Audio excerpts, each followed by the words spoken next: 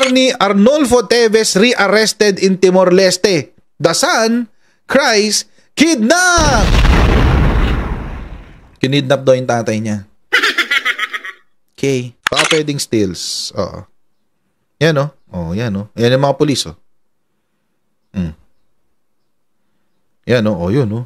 Yakap-yakap. Ito yung abogado niya, mga babayan. Yung abogado ni Arnie Teves doon sa sa Timor-Leste. Yakap-yakap eh. Yun o. Oh, yun yung mga pulis oh. Oh, yakap-yakap ni Arnie Teves yung abogado niya. Feeling ko alam na rin nila eh. Na-arestohin. Bakit? Kasi kung titignan nyo yung buong imahe, naka-uniform si Arnie Teves eh. Yung usual niya na puting t-shirt tsaka itim na short. Eh, naka-rubber shoes nga eh. Yun, oh. Parang hindi siya nakapambahay. I don't know. Ako lang naman. Kutob ko lang naman yan. Pero baka mali rin ako. Mukhang ready siyang ma-aresto. Oh, so alam na niya yan.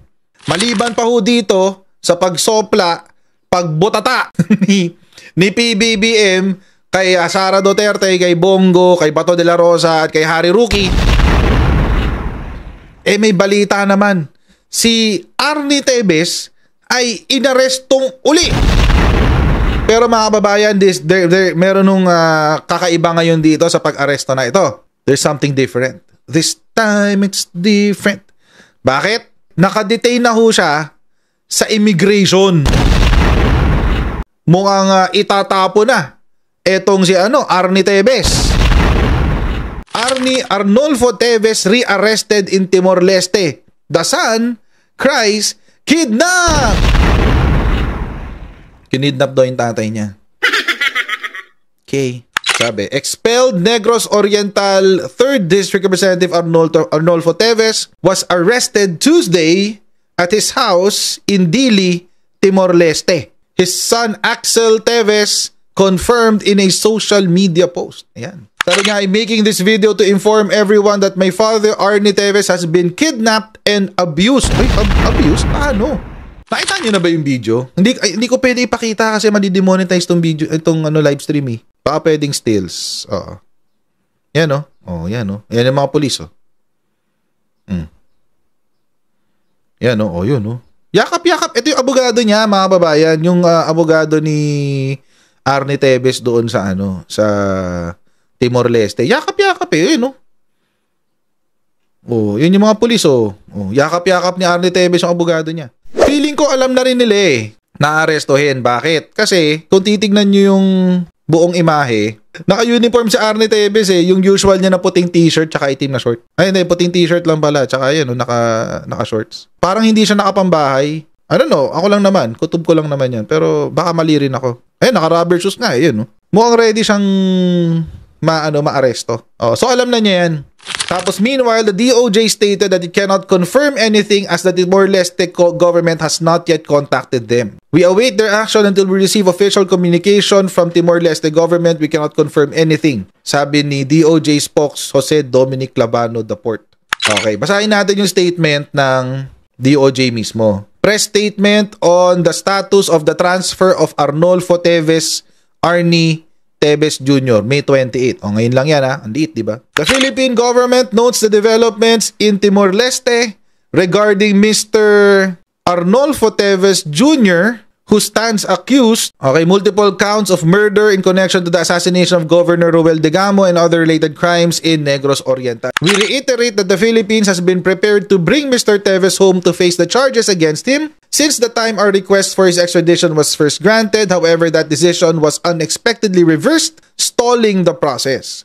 While we welcome the recent pronouncements from Timor-Leste indicating a renewed position that Mr. Teves should not remain in their territory, we await their action. So naghihintay pa rin ng gobyerno ng Pilipinas. Whether he would simply be deported for being an undocumented foreigner or extradited forthwith na naman. Isabihin, mukhang malinaw naman palang forthwith, no? Mukhang asap. To our pending application, we emphasize that the Philippine government has not been furnished with any legal or official document on the matter. Nonetheless, we are ready to arrange the transfer of custody by the most expeditious means once we are clarified on this issue. We remain ready and committed to bring Mr. Teves to justice in accordance with the rule of law and the principles of international cooperation. We continue to work closely with the appropriate authorities in Timor-Leste and stand by to act the moment a formal process is initiated.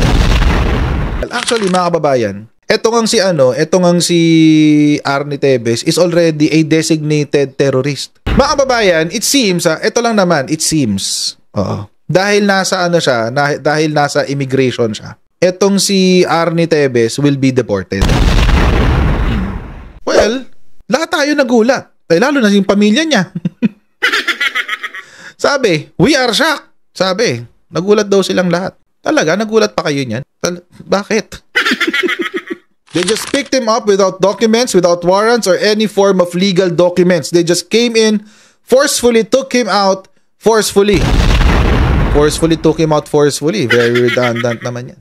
The Timorese court ruled in favor of my father, supposed to be he should be in Timor living peacefully and safely, but we were shocked that just last night he was illegally kidnapped and illegally detained. Oo. Eh di magreklamo kayo sa korte dyan sa Timor-Leste. Wala naman jurisdiction ng Pilipinas dyan eh. Anong pake natin dyan? Timor-Leste yan eh. Iba yung batas dyan. Ibang bansa yan. Kaya hanggang ngayon, nadidelay yung paghuli sa kanya eh. Kasi nga, nasa ibang jurisdiction siya eh. So, di dyan kayo magreklamo. Imagine mga kababayan na, ito nga nakakatawa nga tong kaso ni Timor-Leste, ni Tevez sa Timor-Leste. Alam niyo kung bakit? Kasi 2 beses na nagdesisyon. At 2 beses din binawi ng Court of Appeals nila.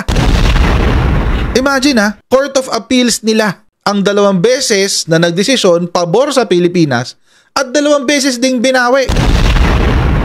Imagine, saan ka nakakita ng ganong klaseng korte? Malabo nga naman kasi. Bakit bigla-bigla, di ba? Out of the blue, pinayagan yung extradition, tapos after payagan, babawiin. Pinayagan ulit, tapos babawiin. Ano nangyayari dyan sa Timor-Leste?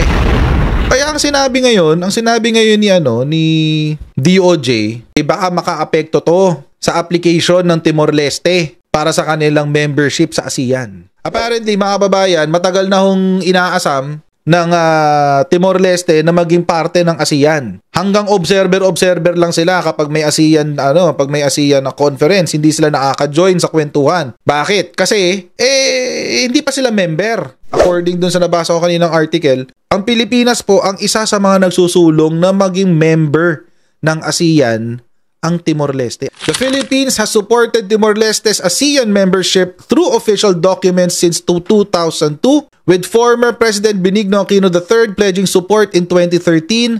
Marcos has continued this position. Sa Pilipinas, pinagtatanggol si Timor-Leste, uy, gawin nyo ng member yung Timor-Leste ng ASEAN. Baka naman. Sabi ng presidente. Kaso mo, dahil nga sa pabago-bagong desisyon ng Timor-Leste dyan kay Tevez, Justice Secretary Jesus Crispin Remulla suggested the court's decision could affect Timor-Leste's ASEAN membership prospects, saying it's not going to be pleasant for Timor-Leste because they're applying to be in the ASEAN. Malamang sa malamang, sasabihin ng mga kalaban ni PBBM, si Bongbong Marcos ang nagkidnap. Pinakidnap ni Bongbong Marcos si Arnie Tevez. Ganyan din yung ginawa nila kay Rodrigo Duterte. Bakit? Nag-usap si presidente, si Bongbong Marcos, nag-usap si Vangag at saka si Horta. Si Bongbong Marcos di ba presidente ng Timor-Leste? Ngayon kung nag-usap, pwede naman tumanggi ang Timor-Leste. Kung yun ang kanilang paiikutin kung yun ang paiikutin na kwento ng mga DDEBs na impluwensya ni PBBM itong nangyaring aresto na ito. Kung yun ang ibig yung sabihin, edi malakas pala to si PBBM. Besides, mga kababayan, hindi nyo pwedeng isisi kay PBBM yung actual act of the arrest. Bakit? Hindi naman siya yung presidente ng Timor-Leste.